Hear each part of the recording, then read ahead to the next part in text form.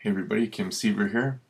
Today's video is going to be a little bit longer than it has been in the past. I just have a much longer script that I'm going to be using. So today I want to talk about how LDS rhetoric actually encourages parents to other their LGBTQ children. So I recently posted a status update regarding the rhetoric of the church uses that leads to homophobia among its members. In some of the comments on that post, and on versions others shared of that post, people were denying that this rhetoric actually exists.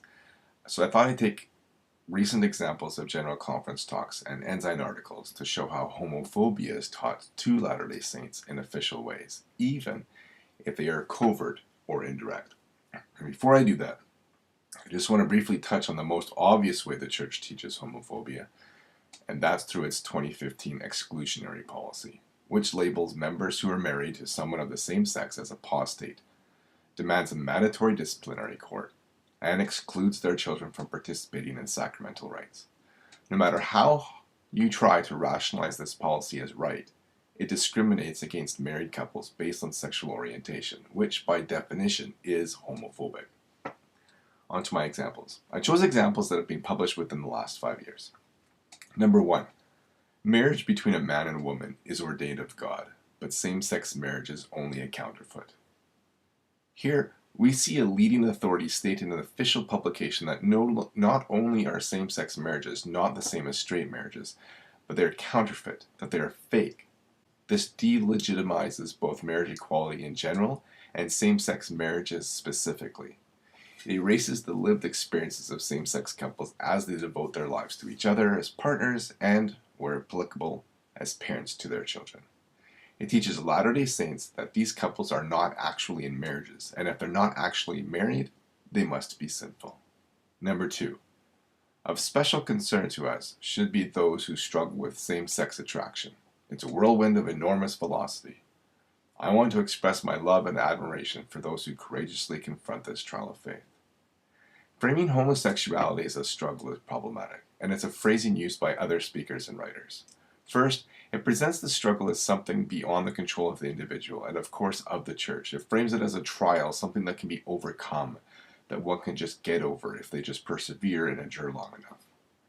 Except homosexuality isn't something that is overcome, at least not any more so than heterosexuality is. Second, this framing ignores the role of the church in creating the struggle. Being gay in the church is not a struggle because being gay is a struggle. It's a struggle because the church teaches that being gay is less than the ideal, and the entire organization, including the programs and policies, is designed around the ideal. People who are gay struggle not because they're gay, but because they're told they should be straight. Number 3. Laws legalizing so-called same-sex marriage do not change God's law of marriage or His commandments and our standards concerning it. Using so-called is problematic because it implies that a more preferred term exists, although this seems to be the church's preferred term. I rarely see them use anything else.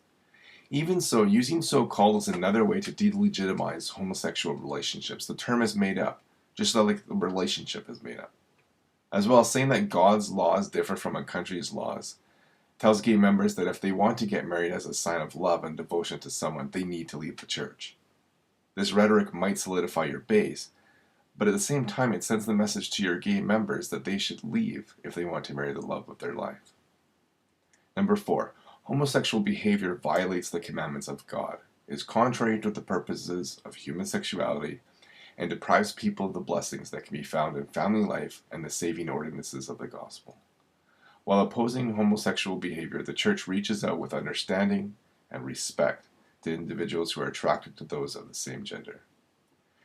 This is technically older than 5 years, but it was included in a note for a talk given by Russell M. Nelson in 2013. Plus, this manual is still in circulation and is used by leaders of all sorts as a guide to administration within the church. I realize that homosexual behavior is just a code phrase for sex, since the church hates the word sex. But the problem with this phrasing is that it's too inclusive. Behavior includes benign things like kissing, hugging, holding hands, or stroking hair, all normal signs of affection that are never seen as sinful for straight, unmarried Mormons. See, gay Mormons don't have to be celibate just sexually. The church expects them to be celibate in every way, and not being able to show affection at all to a person you care for is going to cause anguish. It's one thing to have sex, it's quite another to not even be able to hold hands. Homosexual behavior, assuming we're talking only about sex here, is contrary to the purposes of human sexuality only if you believe the purposes of human sexuality is procreation exclusively. If human sexuality exists only as a way to show love, and there are certain examples in General Conference suggesting that it is, then homosexual sex isn't contrary to the purposes of human sexuality. Also, you can't oppose homosexuality and expect to be understanding. It's impossible. If you oppose it, you already close your mind to understanding. You close your mind to the complicity you bear in creating the friction and conflict between being gay and being Mormon. And you truly can't understand if you aren't willing to see how your words and actions are oppressive. Number 5. I'm reminded of the news story about young children whose school teacher read a story to them about two princes falling in love. The teacher presented this material with no warning or notification. When parents asked to be notified if this story was to be read again in the future, the school refused. Would it really have harmed school administrators to let parents withdraw their children when the material being taught was contrary to their beliefs? The school's decision seems like a direct assault on the role of parents in raising their children. Here, Ballard frames opposition to two men falling in love as contrary to beliefs. The church and some of its members like to highlight that it's making progress on LDS LGBTQ relations, that the rhetoric it uses today is less damaging than it was used in the past. But here we are again, just 6 months ago, with the leader of the church implying that it's okay to believe that two men, and I assume two women, can't or shouldn't fall in love. And if you believe that two people of the same sex shouldn't fall in love, then how are you going to develop the understanding that the handbook calls for? And if you believe two people of the same sex can't fall in love, how will that affect your relationship with your gay child, particularly when they are in a relationship? Number 6, we recognize that everyone is a son or daughter of God and deserves to be treated as such. We all struggle with imperfections, some not of our choosing.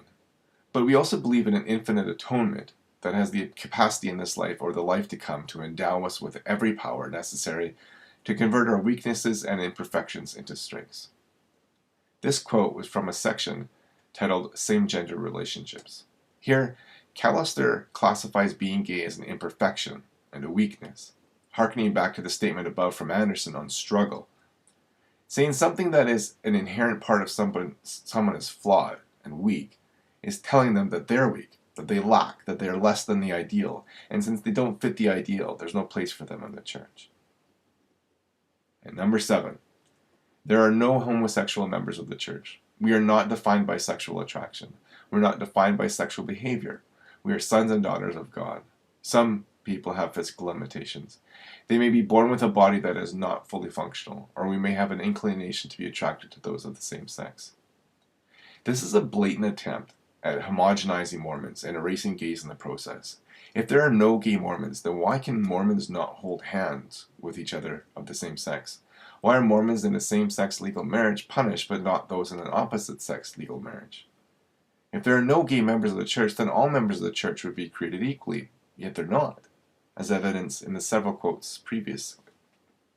Speaking of which, referring to being gay as a physical limitation just perpetuates the same idea that Callister presented above previously, that being gay is deficient, insufficient, incomplete, lacking, other. You're not straight, so you're defective.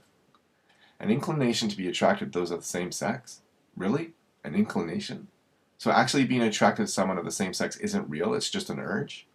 But if you can't bring yourself to say, or we may be attracted to those of the same sex, then it's no wonder that you're going to say that there are no gay Latter-day Saints. These are just a few examples I could find. My time was limited and examples span back decades, of course. Plus, these are just for church magazines and presentations by church leaders. The list would be enormous if we included seminary and Sunday school classes, testimony and sacrament meetings, missionary discussions, and the numerous other occasions where members of the church express their unfounded opinion of LGBTQ issues. And that's not even touching on trans issues.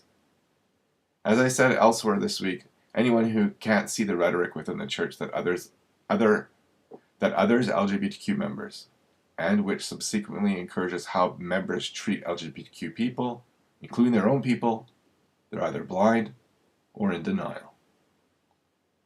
I hope you liked this video. If you did, give me a thumbs up. Let me know in the comments below why. If you didn't like this video, give me a thumbs down and let me know in the comments below why. Please share my video. Also subscribe, and I look forward to talking to you again soon.